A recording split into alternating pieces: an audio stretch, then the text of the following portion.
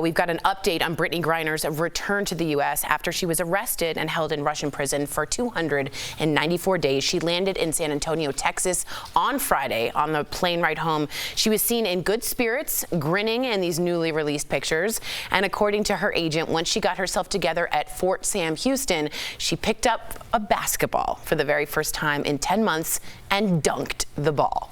But now former President Trump is vocalizing his criticism for the Biden administration's trade, claiming the deal for Griner is, quote, crazy and bad, saying he turned down a deal to free former Marine Paul Whelan in exchange for the Russian arms dealer who goes by Merchant of Death, who Brittney Griner was traded for. Trump says, quote, I wouldn't have made the deal for 100 people in exchange for someone that has killed untold numbers of people with his arms deal, and also suggests Brittney Griner would never have been arrested under his presidency.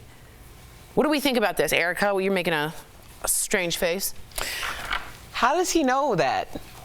Like, he doesn't. I mean, luckily we don't. It doesn't matter because he's not president. So I'm really. It's like, why can't we just have the conversation? If you're going to say something, we all pretty much collectively, regardless of where you fall on the side of politics or whatever, understand that this was someone, Brittney Griner was someone who was absolutely targeted, and there were trumped up charges.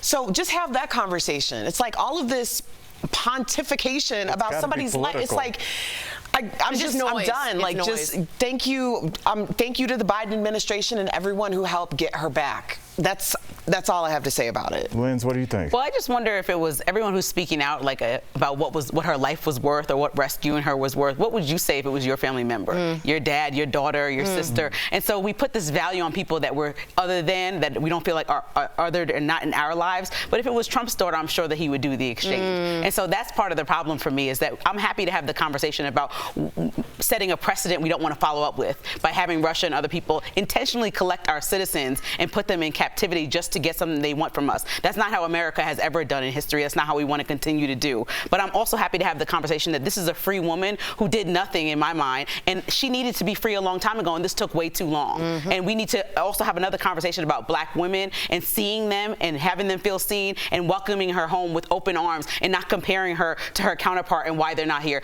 NBC News is reporting that it wasn't an option on the table to also bring home Paul Whelan. So that conversation is kind of irrelevant. And if Trump had the option to bring home an American citizen and chose not to, then shame on him. I couldn't believe he admitted that. Because that should be the number one thing. If we care so much about our country, our liberty, our freedom, I think even as a conservative, that's important to bring home your American citizens who are innocent, especially. And prisoner exchange happens all the time. So, you know, we're talking about Putin, a man that has openly murdered and poisoned journalists. And so, like, what do you guys think? Like, he's going to sit down and, like, at a local Starbucks, we're going to have a fair exchange? Like, we need to grow up as a country collectively and understand that everything is not a Hallmark movie that ends nicely with a nice red ribbon at the end. Yeah. So. I'm just very proud we got an American home. That is a win. An Olympian. That's true.